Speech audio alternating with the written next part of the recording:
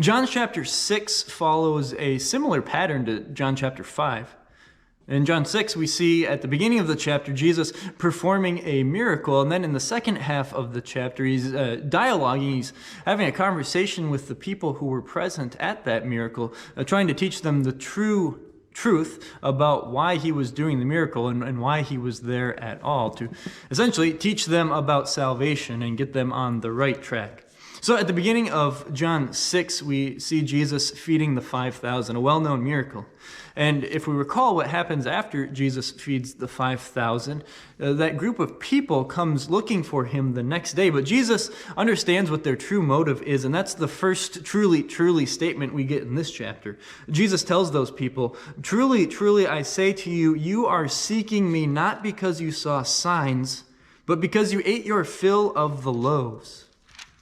Do not labor for the food that perishes, but for the food that endures to eternal life, which the Son of Man will give to you."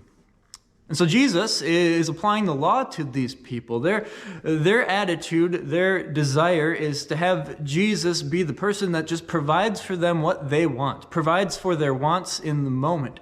They're trying to make Jesus be the God of their creation in their minds, and not the God that he is, who saves from sin and who gives eternal life. And Jesus tells them to really be focused not on this life, on the here and now, but be focused on their real problem, again, sin, and on eternal life, on heaven and heavenly treasures. Be focused on what God has to give to you and what God is teaching you before your very eyes through Jesus' words and also his actions.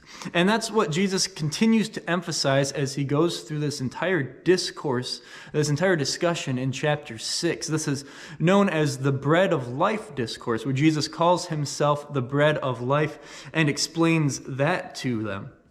If we continue on a little bit, Jesus says, "Truly, truly, I say to you, it was not Moses who gave you bread from heaven, but my Father gives you the true bread from heaven." And there Jesus is responding to the people's demand, really, that Jesus show them some kind of miracle like the manna, which the Israelites of ancient times, their forefathers, their ancestors, had eaten while they were in the desert. Oh, of course, it was ridiculous. Jesus had just shown them a miracle, but it showed that their hearts were not in the right place. And really, what Jesus is trying to get them at is to understand what it means to believe in him. And that's why he says, "Truly, truly, I say to you, whoever believes has eternal life. I am the bread of life." The people who are focused on earthly bread, on bread that you eat to give you energy so that you can live this life, needed not to think about this life and this world and this day, but they needed to think about their eternity. And how often isn't that true for us, that we need to think about the fact that one day we will face eternity, that we have been created, we've been born into this world, given life, which comes from God, and that there will come a point where this life ends. And how will we be prepared for the next? Well, Jesus tells us by eating of the bread of life. Eating of the bread of life, we will never die.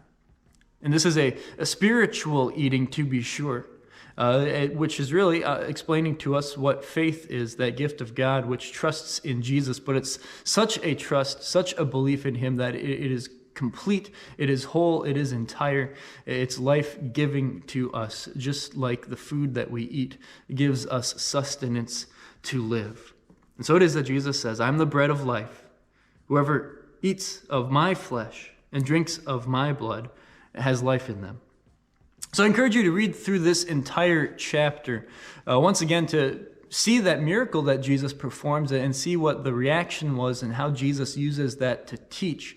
But to really dig into this bread of life discussion, to go beyond just understanding that simple phrase which we like to use to remind us of what Jesus does for us, but to really see the depth of that comparison that Jesus makes of himself to bread, and the reality of how he does feed us in a way that's more than just a comparison or an illustration, but a real nourishing of our souls and our being. Thanks for watching, and I'll see you the next time.